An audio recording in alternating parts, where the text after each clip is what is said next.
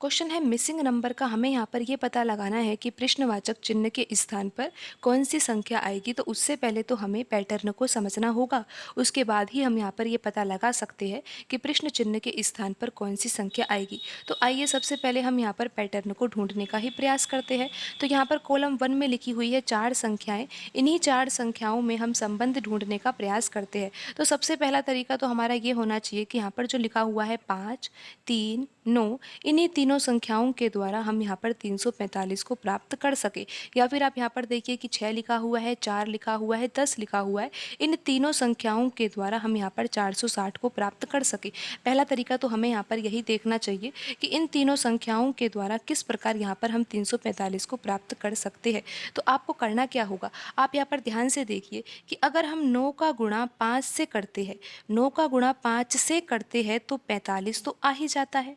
और यहाँ पर लिखा हुआ है 345, तो कुछ ना कुछ संबंध तो यहाँ पर आपको अभी दिखाई दे रहा है। लेकिन यहाँ पर एक संख्या 3 भी है अभी। अगर आप 3 में 100 का गुणा कर देते हो तो यहाँ पर कितना आएगा, 300 आएगा। और 300 में 45 जोड़ने पर 345 आ जाएगा।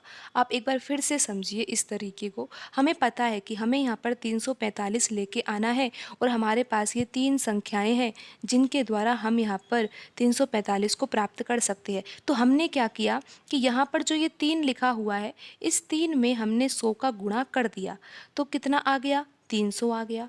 चलो इतना तो आ गया कि 345 लेकर आना था, लेकिन अभी फ़िलहाल हमारा 300 तो आ ही गया है। फिर अभी हमारे पास 2 अंक भी तो बचे हैं। कौन कौन से, एक 5 बचा है और एक 9 बचा है। इनका भी तो यूज लेना होगा। तो 5 का गुणा अगर 9 से करते हैं तो 45 आ जाता है। फिर क्या करना है, 300 में 45 जोड़ने पर 345 यहाँ पर आ जाएगा। तो यहाँ पर ये तरीका तो सही लग रहा है, लेकिन अभी हम इतनी आसानी से इस तरीके को सही नहीं मानेंगे। हमें क्या करना चाहिए, इस पैटर्न को यहाँ पर दूसरे कॉलम में लिखी हुई संख्याओं में भी लगाकर देखना चाहिए। और ये देखना चाहिए ना कि 460 आ रहा है या नहीं। तब जाकर हम यहाँ पर इस पैटर्न को फिर यहाँ पर तीसरे कॉलम में लिखी हुई संख्याओं में भी लगाएंगे और हमें पता लग जाएगा कि प्रश्न चिन्ह के स्थान पर कौन सी संख्या आएगी। तो आइए अब हम इस पैटर्न को यहाँ पर दूसरे कॉलम में लिखी हुई संख्याओं में भी लगाकर देखते हैं।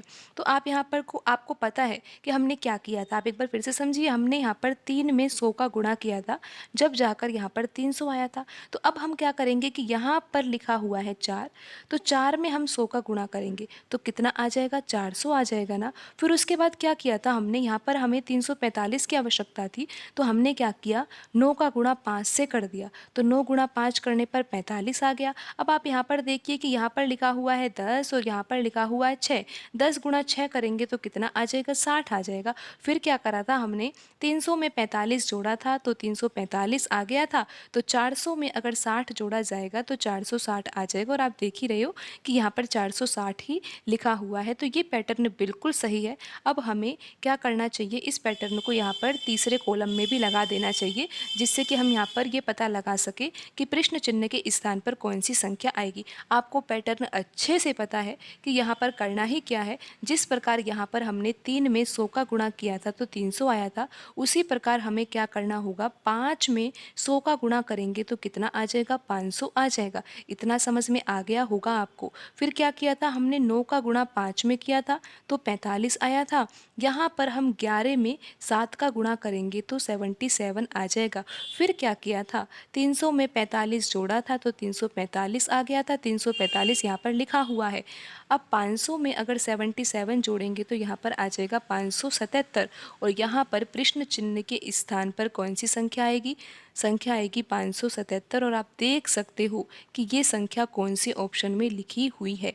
यहाँ पर ऑप्शन बी सही होगा।